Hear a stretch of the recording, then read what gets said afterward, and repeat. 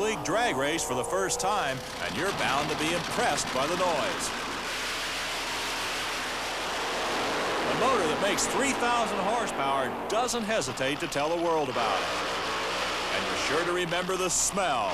Tire smoke and nitro are heady perfume. Go to a motorcycle drag race, and you'll be struck by the utter simplicity of it all. This is racing stripped to its barest essentials. A huge wad of horsepower chained to an incredible piece of rubber, and a pilot sitting right out in the open in front of God and everyone. A drag bike burnout is something to see, but what happens next is truly amazing.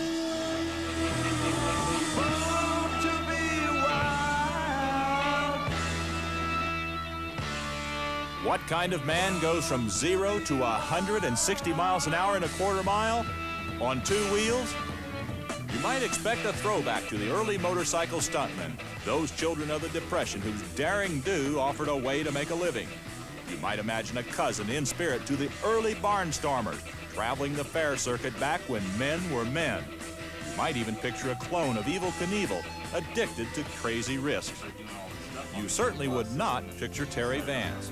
He's a handsome, articulate, and successful California businessman, and he has dominated his sport for nearly 2 decades. Vance has won a remarkable 14 Series championships, but the trophies are not in his office. You'll find the symbols of Terry Vance's success back here, in the engine room, in the care of Vance Hines. Hello, everyone. I'm Dave Bowman. In the next half hour, we'll explore what may be the closest racer-mechanic relationship in motorsports. You'll get to know, and I think you'll like, Vance Hines, motorcycle racing's master engine builder and the hidden hero in the success story of Terry Vance.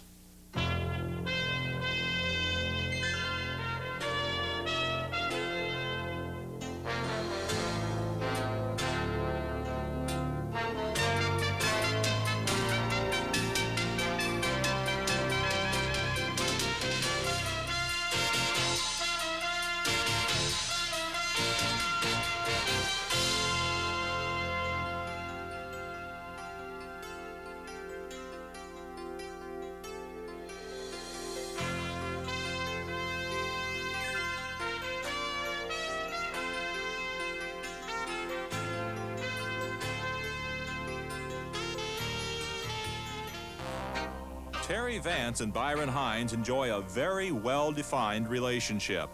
Vance is the front man. He rides the motorcycle. He takes the risks. Early in 1987, Vance suffered the first major crash of his career.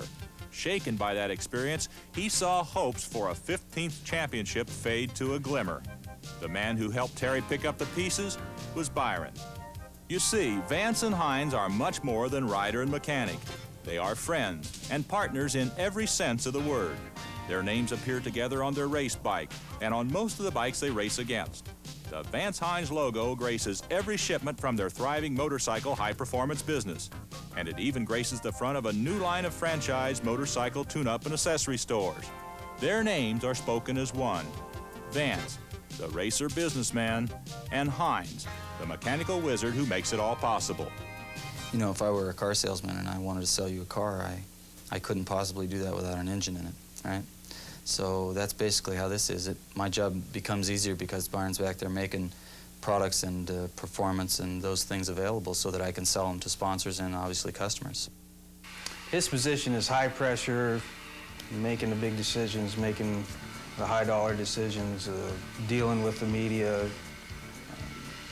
just all of his distributors, talking to the banker.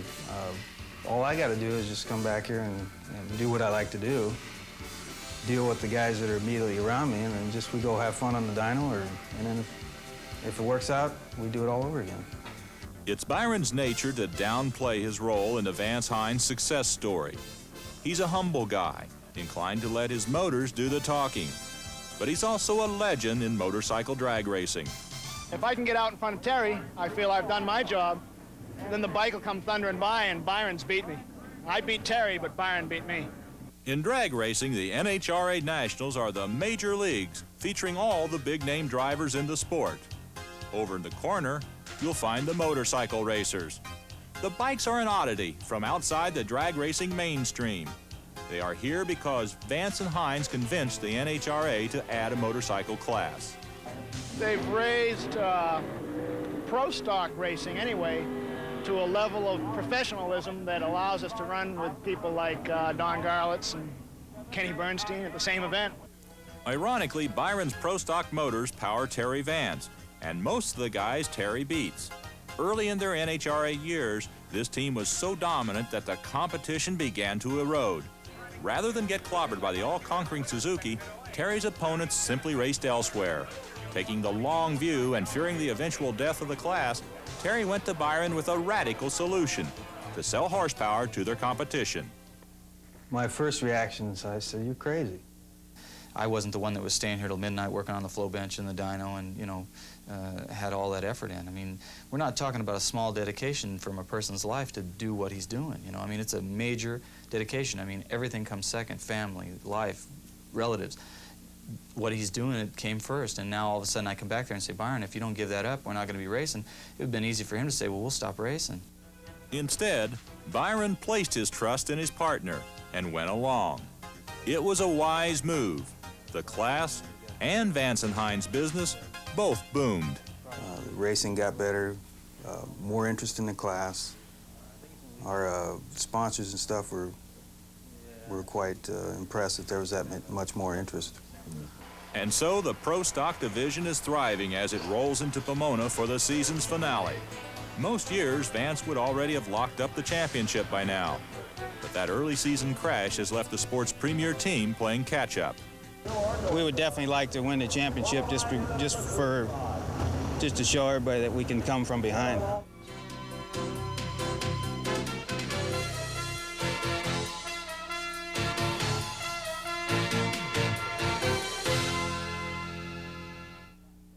It takes a powerful engine to make Terry Vance's bike go over 160 miles an hour. But Byron Hines, his mechanic, knows it won't go anywhere if one small part isn't working right. That's why he uses parts he can count on, like Autolite double copper spark plugs. They're made by the only American company that puts copper in the seal and the center electrode, so they can stand up to engines like Terry's. And they're great plugs for your bike. But don't take it from Terry Vance, take it from Byron Hines, his mechanic, Autolite. When Terry Vance is on his bike, he pulls out all the stops. But Byron Hines, his mechanic, knows there's one thing that can stop him: the wrong oil filter. Put in a cheap brand and there could be trouble with leaking gaskets, contaminants, and maybe even big engine problems. So Byron Hines thinks it's worth paying a little more for a Fram oil filter. It's the same Fram filter that can help you avoid big trouble in your bike's engine. And isn't it better to spend a little now instead of a lot later? Say hello to the emerging star of pro stock motorcycle drag racing. Dave Schultz of Fort Myers, Florida, is a computer wizard who loves to ride 160-mile-per-hour motorcycles. He's the point leader going into the '87 finale, threatening to end Vance and Hines' incredible string of championships. It's a new experience for me to actually be challenging him this way. So the pressure, if I take the championship or if Terry takes it, I will still feel I had a good season. By now, it's no surprise to learn that Dave Schultz's motor was built by Byron Hines. When I got my first motor several years ago, I was so pleased with the motor that I've been a Vance and Hines customer ever since. And they've proven to me over and over again that they will give me the stuff it takes to beat them. With the championship pressure on, Vance is remarkably frank about the fact that he's not the quickest rider on the track. If you say, how am I against them riding on the starting line from A to B, I would say that I'd only be in the middle of the pack. There's quite a few guys that are much better than me. But then if you ask, how are you on development and feedback to make the bike go quicker, I'd say I'm one of the best, without a doubt in my mind. Then if you said, how are you compared to the rest of these guys in bringing in sponsors and selling an entire package and actually making a profit from what you're doing, I'd say that that kind of speaks for itself. We're the only ones in the sport making money. So we lose a few races, but we're still getting paid. He's always been able to maintain a real high level of concentration, virtually mistake-free, maintain the focus, long-term focus on the final round. evaluate each component, each competitor as he meets them.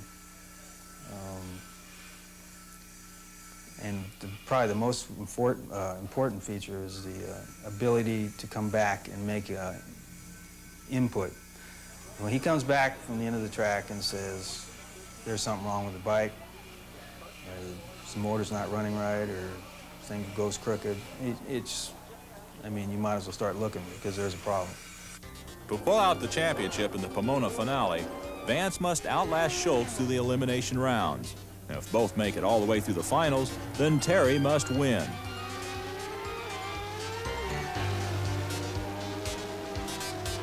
Terry gets off to a good start. He's fast qualifier with Schultz a close second. I feel real good about tomorrow, and I think that if things go our way, you know, it's just you got to have that momentum of it's coming out of the truck tomorrow, and I think we'll be in real good shape. Really, I think Terry probably has the horsepower hand. I don't know, maybe I have a psychological edge because we're stacked up in qualifying right now the way we always are. And every race this year, I've come out on top. I just hope I can continue that. The runs last only a few seconds, but they create hours of work back at the trailer. First, data from the onboard computer, developed for Kenny Bernstein's Funny Car and adapted to motorcycles by Dave Schultz, is downloaded and analyzed. And it'll tell you where the shift points were, what the RPM was when you left the starting line, the clutch in and out, and it gives you a lot of good information. You can see tire slippage or clutch slippage, and you can take that then and adjust for your gearing, shift points. There's a number of things. Drag racing is such a sophisticated sport that people just don't even understand how many things are going on in those, 8 seconds. It's there's a lot of stuff compacted into a short time there. But just as important as the computer in analyzing what happens in that tiny window of time is the trained eye of Byron Hines. You can go to the starting line and have 5 different people stand behind the bike, and you get 5 different answers. And so it's real important to calm that down so you can just be clinical and say, okay, this is the problem. Just make an adjustment because, it's a lot of stuff going on in a real short period of time. Well, he definitely has it figured out. You don't stand on the starting line for 15 years and not understand what's going on down the track. Terry wins easily in the first round of eliminations, but Hines has spotted a problem with the tire. You can see a pattern develop when the tire starts to lose its edge, and it leaves a little pattern on the ground, and you can say, okay, only got a few more runs here, and you better get it off, otherwise it's going to really get loose in the final. That tire was carefully broken in and cured so it would reach maximum traction in the final round. But the race was postponed a week due to rain and the rubber has begun to harden. The team makes a painful decision to mount a new untried tire between rounds. The championship hangs in the balance. Most of Vance and Hines' 14 titles have been walkovers, but they do know the feeling of championship pressure. In the late 70s, they ventured out of the pro stock class to take on the big guns of Top Fuel. There were some guys running Top Fuel that were getting a little notoriety, and I think whenever anybody's getting notoriety and it's other than Byron and I, we don't like it. So we started zeroing in our scopes on their class. We struggled for a couple of years trying to get it together. We thought we'd jump right in and go whomp everybody, and it just didn't work out that way. In fact, it took 2 years for Vance and Hines' Top Fueler to become a threat. But in 1979, the team went to the U.S. Nationals with a shot at the championship. The day was filled with apprehension. In the 6 seconds it takes to cover a quarter mile, a Top Fuel bike accelerates to more than 200 miles per hour. Today, Terry will admit he was afraid of that motorcycle. But at Indy, fear took a back seat to determination. Vance and Hines had some things to prove. Terry and Byron began their drag racing careers working for this man, Russ Collins, then the king of the sport. In Collins' back shop, the kids put their heads together and said, hey, we can do this ourselves. Let's team up and start our own business. On and off the track, Vance and Hines became Collins' biggest competition. And in the Indy semifinals, Terry lined up against Collins' awesome triple-engine Sorcerer, the most outrageous drag racing motorcycle ever built.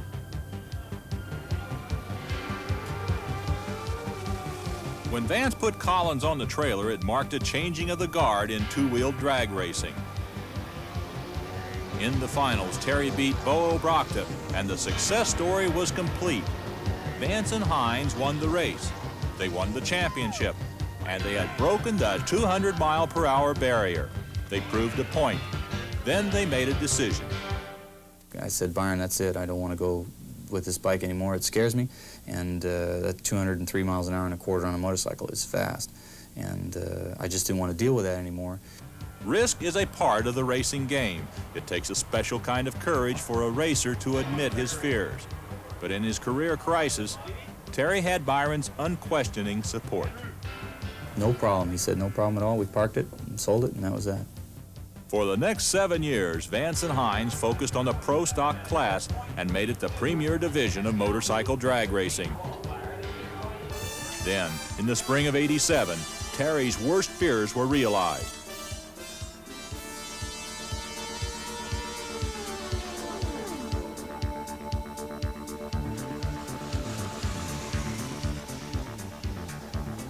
He crashed after completing a 160-mile-per-hour run. His injuries were minor, but his confidence was badly shaken. I have no problem in saying that definitely affected me. And some guys can do it. It doesn't even affect them, but it definitely did affect me. Naturally, when he got back on it, we wanted to take it easy for a while till he get back in the swing of things. So then the bike was virtually in a standstill as far as development, because we can't develop a motorcycle unless we get feedback. So Terry was just kind of, next couple of races, would just kind of creep up on it and make sure that, it wasn't going to happen again. While Vance dealt with his fears and Hines struggled with the lack of development progress, the team fell far behind in the standings. But late in the year, they battled back into contention, and they came to Pomona with an outside shot at a 15th championship. Well, we're about as ready as we've ever been.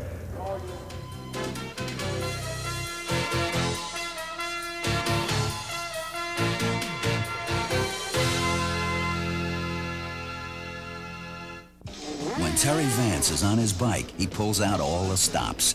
But Byron Hines, his mechanic, knows there's one thing that can stop him: the wrong oil filter. Put in a cheap brand and there could be trouble with leaking gaskets, contaminants, and maybe even big engine problems. So Byron Hines thinks it's worth paying a little more for a Fram oil filter. It's the same Fram filter that can help you avoid big trouble in your bike's engine. And isn't it better to spend a little now instead of a lot later? It takes a powerful engine to make Terry Vance's bike go over 160 miles an hour. But Byron Hines, his mechanic, knows it won't go anywhere if one small part isn't working right. That's why he uses parts he can count on, like Autolite double copper spark plugs. They're made by the only American company that puts copper in the seal and the center electrode, so they can stand up to engines like Terry's. And they're great plugs for your bike. But don't take it from Terry Vance. Take it from Byron Hines, his mechanic. Autolite. Pay a visit to the premier shop in motorcycle drag racing, Vance and Hines Racing, and you'll see only two obvious symbols of success. Racing hero Terry Vance drives a Mercedes. Hidden hero Byron Hines pilots a Porsche. Neither one of us are the diamond rings, all that kind of jewelry kind of guys. We basically are kind of basic guys, like you say. We're kids that grew up in the business, and now we're adults, and we have our own families to look out for, and we'd like to provide for them as well as we can. When I was a kid, my dad was a real car freak. He liked to work on them a lot, and I used to just get under there with the car, under the car with him, and I would go get the wrenches and do all that stuff. I was only about 6 or 7 years old. For relaxation, Byron would come here and work, He's got problems. He'd come down here, get involved in a motor, start working on some cam timing, and he's got his mind soothed. He's as dedicated today as he was 15 years ago, without question, and sometimes beyond the point of necessity. I've more than one occasion said, Byron, go home. You can't do this. You're hurting a lot of other things that you don't even realize, and I know that it's important that we win this race or we set this championship or record or whatever, but go home, you just gotta sometimes. And if he's got a job to do, there's no stopping it. Given his willingness to work all night for the cause, Hines is fortunate that his wife Janice is his strongest supporter, and his 3 kids are his biggest fans. They're at his side at the Winston World Finals, where Vance and Hines' job is to get through the second round eliminations and to get a good run on that new tire. If all goes well, that precious rubber will be in good shape for the semifinals. And even better for the finals, where they hope to beat Schultz and retain their championship. But all does not go well. Vance lines up on the right-hand side of his lane, a variation from the previous routine.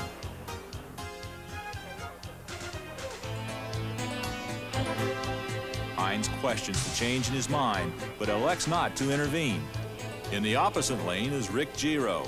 He has a Vance and Hines motor, but on paper, he's no match for Terry Vance. The light goes green. Terry's bike drifts to the right. The new tire loses traction. In the time it takes to tell it, Vance loses the race and the championship. As soon as I let the clutch out, the bike started going to the right, and I knew that if I could pull it back, I'd be okay, but when it starts spinning and you're racing somebody that's on traction, you're in big trouble. I think we're pretty clinical losers. Believe me, I don't like losing, but you got to take it in stride.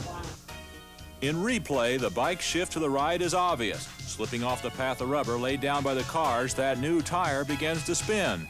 Vance battles to bring the bike back, a battle which in real time lasts less than a second, but it's too late. Winner in an upset, Giro is a reluctant hero. It's a Vance and Hines motor, the whole bike. I bought that bike from them at the beginning of the season, and so Byron can certainly feel pleased because that's his power that I'm racing with. Keeping victory in the family is small consolation. Dave Schultz rolls up on his blue Kawasaki. Once Vance lost, all Schultz had to do was complete another run, and he locked up the title.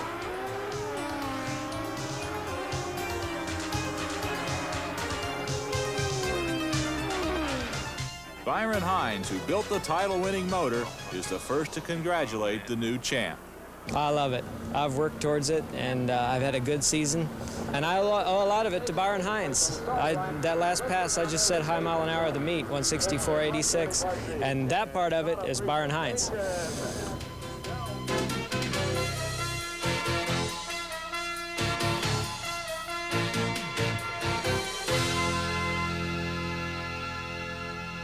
It takes a powerful engine to make Terry Vance's bike go over 160 miles an hour. But Byron Hines, his mechanic, knows it won't go anywhere if one small part isn't working right. That's why he uses parts he can count on, like Autolite double copper spark plugs. They're made by the only American company that puts copper in the seal and the center electrode, so they can stand up to engines like Terry's. And they're great plugs for your bike. But don't take it from Terry Vance, take it from Byron Hines, his mechanic, Autolite.